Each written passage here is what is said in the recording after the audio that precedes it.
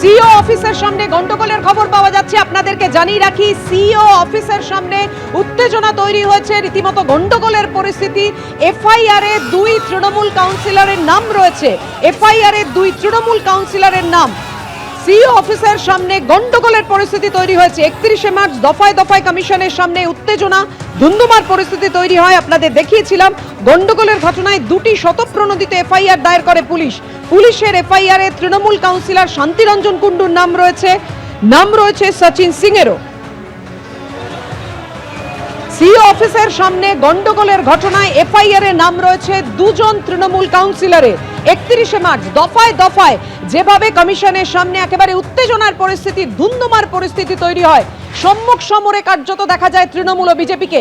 এই মুহূর্তে কি খবর রয়েছে, আপডেট কি রয়েছে, এফআইআর এ কাদের নাম রয়েছে, ময়ূক জানাও।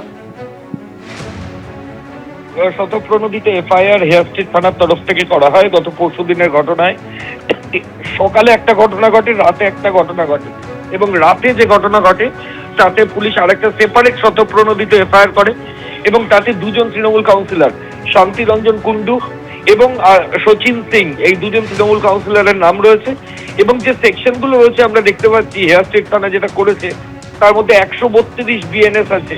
এই 132 বিএনএস হচ্ছে কর্তব্যরত অবস্থায় সরকারি কর্মীর কাজে বাধা, এটা জামিন অযোগ্য ধারা।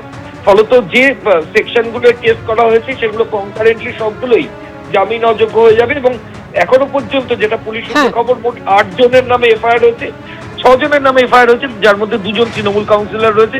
জামিন অযোগ্য ধারায় এফআইআর হয়েছে। একদম, ধন্যবাদ তোমায়।